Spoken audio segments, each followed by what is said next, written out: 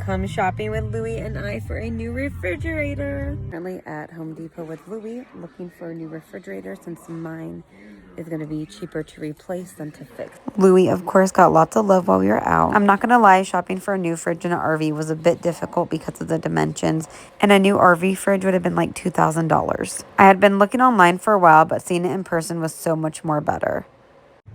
Next stop, Lowe's. So far, everything is too big here. Let's see, this might be my section. So this right here is actually the fridge I have saved, but it's 18 cubic feet here, and I need the 14 cubic feet, and they don't have it out. I ended up buying this fridge in a 14.1 cubic feet online when I got home.